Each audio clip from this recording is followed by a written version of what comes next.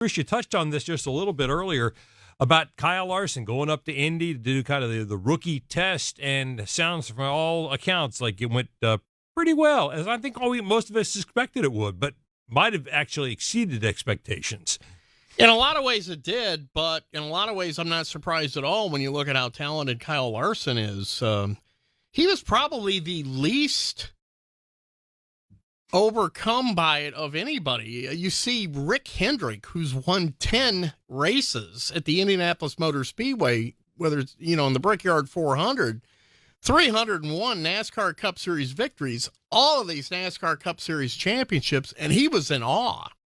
Walking around there seeing his driver in an IndyCar going 217 down the front straight, and that's not even full throttle. That's what they have to do during the rookie test. And then you see Jeff Gordon, who in a lot of ways is living out his childhood dream of racing in the Indianapolis 500 through Kyle Larson. Seeing the reaction from those two last weekend by being up there myself was what really put a lot of it into perspective. Obviously, NASCAR is their line of work. It's what they do. It's what they are the best in the world at doing. But you can also see the reverence they both have for the Indianapolis 500 and what it would mean to them for a guy like Kyle Larson to go up there and think about it, win the race. Jeff Gordon told me the reason that he thought it would be a good idea to let Kyle Larson go ahead and do this is because he says Kyle wants a chance to do the Indianapolis 500 while he's still in the prime of his racing career. He doesn't want to be somebody that goes and does it after his prime is over. And we've seen in the past, like Jimmy Johnson went up there and looked pretty good in practice and qualified pretty well, but once the race started, he was in the back of the pack.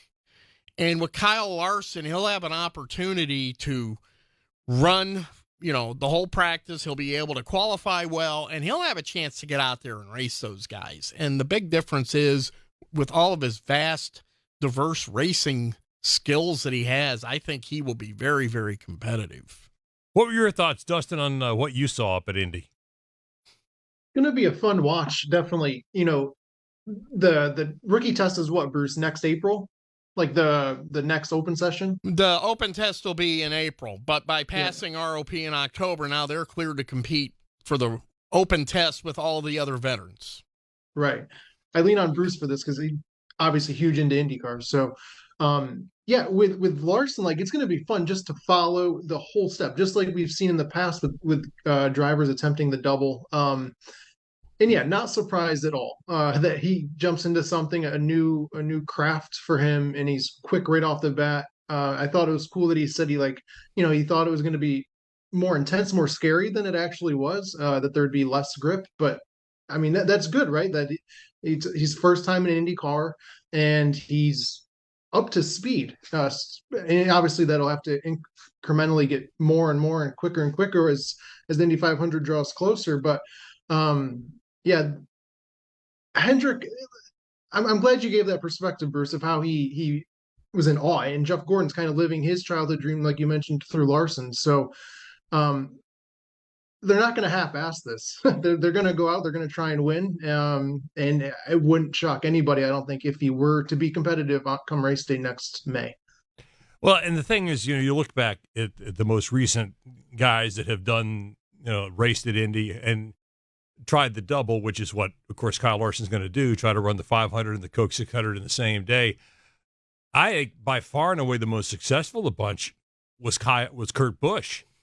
I mean, what did he come home? Top 5 finish in the 500? He finished sixth. Yeah. Sixth? Yeah. And had a heck of a run going on. And as you look at those, I don't think, when you look at backgrounds and stuff, you don't really think about Kyle Larson and Kurt Busch being the same type of driver. But Kurt has always been a guy that whatever he got into, he did well at.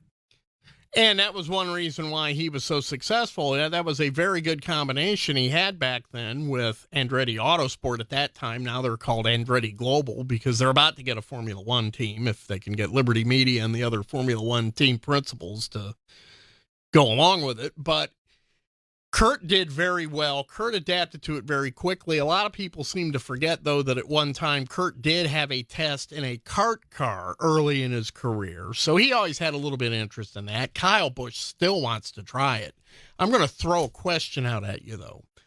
What happens if one of these guys trying to do the double actually wins the Indianapolis 500? There's a lot of obligations that go along immediately after the race, whether it be victory lane, riding around in the convertible with the track president, Doug Bowles, kissing the bricks, all the media interviews.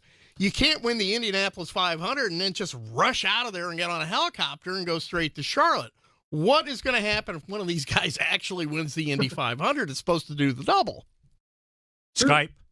Kurt was recently on a podcast that I listened to, Stacking Pennies, with Corey LaJoie, and obviously he was kind of reliving the 2014 500, and I think he said he had 40-something minutes to spare. Like that's how long he had once he got to Charlotte. So yeah, if you win the Indy 500, good luck. Yeah, I don't think you're making Charlotte. 40 minutes to spare. Elio Castroneves isn't even done climbing the fence with 40 minutes after the race. Let's see. He'll get his milk in victory lane, take a quick ride around the track, and then tell the media you'll talk to him via Skype. That's what I fully expect to happen. And then there'll be, of all the national media people that go to the Indy 500, then there'll be some type of insurrection in the media center. But, of course, there's an insurrection in the media center every week. But here's, well, that's true. But here's the thing, and Dustin, you can back me up on this. I think that if that were to happen, all that does is shine more attention on not only the Indy 500, but the Coke 600. Absolutely. And that you got one guy trying to do them both, that the guy that won this is now going to try to go complete 1,100 miles in the same day. I think all that does, I don't think Doug Bowles would mind if we have to pass the victory lap in the convertible, because this is just going to shine more attention on this whole thing.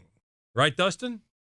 Absolutely. Yeah, you get a guy to get behind if you're watching both races, even if he's just competitive in the Indy 500 and he flies to Charlotte, he's going to be competitive there. He's obviously won the 600 a few years ago. So I'm just curious how all of this is going to work. Not only, Memorial Day weekend, but also the week before with the All-Star race and also Indy 500 qualifying. Like there's going to be so many details that's going to have to be balanced between Hendrick and then also IndyCar. So it's going to be fun to watch regardless what happens.